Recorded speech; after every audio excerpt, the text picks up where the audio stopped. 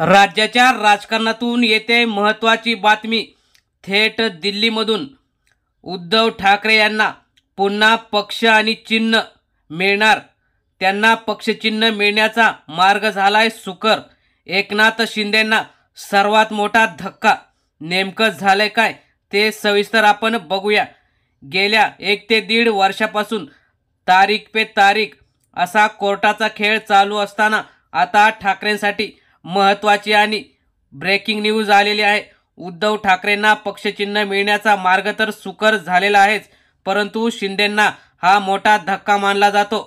कारण राजकीय जाणकारांच्या मते उद्धव ठाकरे यांना शिवसेना हे नाव लवकरच मिळेल आणि शिंदेंचे आमदार हे अपात्र निवडणुकीच्या अगोदरच होतील। शेड्यूल 10 चे उल्लंघन केलेले स्पष्टपणे शिंदेगडाच्या आमदारांनी दिसत आहे।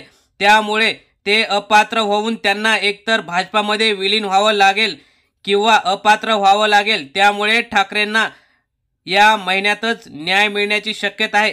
21 तारखेला असलेल्या सुनावणीनंतर त्यानंतरच्या काळात म्हणजेच या सप्टेंबरच्या अगोदरच निकाल लागण्याची शक्यता आहे असं राजकीय जाणकारांनी सांगितलं आहे। त्यामुळे आता उद्धव ठाकरेंना पक्षचिन्ह हे किती तारखेला मिळेल याकडे लक्ष लागलेलं आहे। तर मित्रांनो, तुम्हाला काय वाटतं, ठाकरेंना पक्षचिन्ह मिळावं का? आपल्या प्रतिक्रिया नक्की कमेंटमध्ये करा। धन्यवाद। जय हिंद।